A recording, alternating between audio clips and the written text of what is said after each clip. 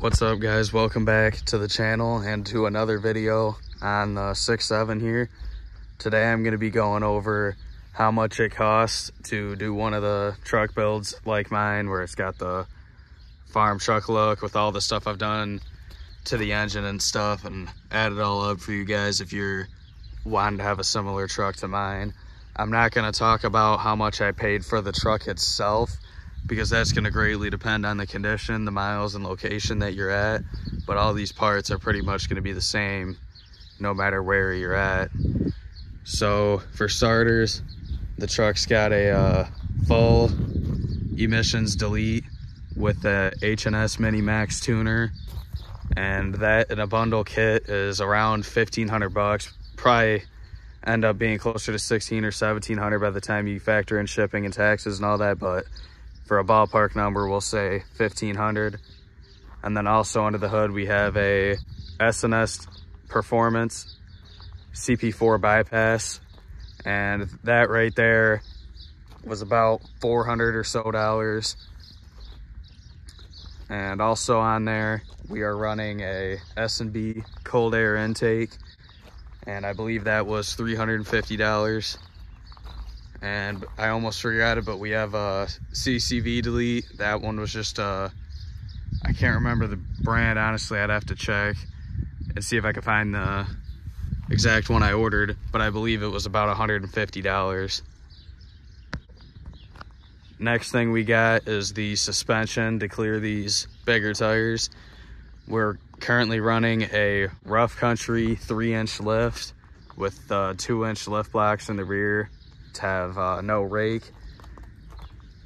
And the lift kit itself from rough country just to my door was around 700 bucks, and I installed it myself, so there's no shop labor to get that installed.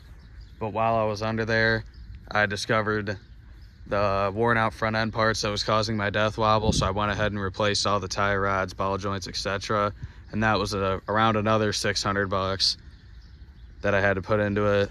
And then I spent, I believe it was $130 on dual steering stabilizer shocks, which are also from rough country. Now that we got the lift out of the way, we'll move on to our wheels and tires. These wheels here are off a 2014 Lariat F250, and I got them used on Facebook for 800 bucks with tires, and the tires were some stock tires, but they were still good, and I was able to sell those tires on Marketplace myself after I had the big 37s put on, and I got 400 bucks selling used tires. So I basically ended up getting the rims for, we'll say, 400 by the time I got rid of the old ones. And on those wheels here, we have Nitto Trail Grappler tires. I got these brand new. They are 37 by 1350, obviously R20s. And being that I work in the auto auction industry, I know a lot of people that can get deals on tires. So I had the tire guy from not the location I work at, but our other location not too far from us, where they put new tires on the cars before they go to the auction. I hit him up, and he was able to get me these tires mounted and installed for, I believe, 22 to 2300 range. So if you're doing this yourself, it might end up being a little closer to, I believe, 2500 is what the Ford dealer quoted me. But I'll just say 2300 because that's what I actually paid, even though, keep in mind, it might be a little bit more money if you don't work in the auto auction industry. Now we're going to move into LED lighting. Even though I have this aftermarket bumper up front here, which I'll get into in a second, I was able to swap over my factory bulb and housing out of the old bumper, but it does have an LED bulb I put in the fog light down there before I even got this ranch hand. And I also have full LEDs for both the running light and the actual headlight itself in there, and all those came out to $110. As you can see, I also have these smoked lights in the mirror, which are full LEDs with the switchback feature, so they both light up and they turn orange and you hit the blinker. And those were 50 bucks on Amazon. I know a lot of people ask me which ones on Amazon, because there's a lot of variations in the quality, and mine are actually considerably bright compared to some of the other ones. You can literally see the light casting on the ground at night. They're so bright, and they were from JDM Toy was the seller on Amazon. If you're looking them up, they were 50 bucks.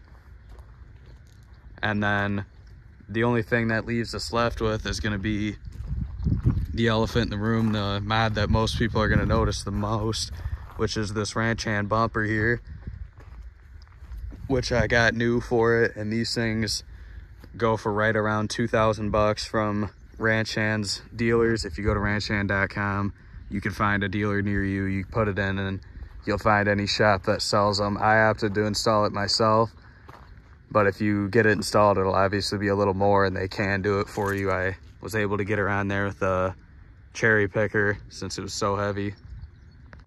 So now that we had all that up for how much mods I've got in this truck personally, which keep in mind it might vary for you depending on who you know, if you get used parts, if you get them on sale, etc. But for me, all the mods you're seeing right here come out to about $8,700. So I think it's worth it personally. I really like the look of this truck, especially compared to how it was when I got it. It looks a lot nicer. But hope you guys enjoyed, and I'll see you in the next video.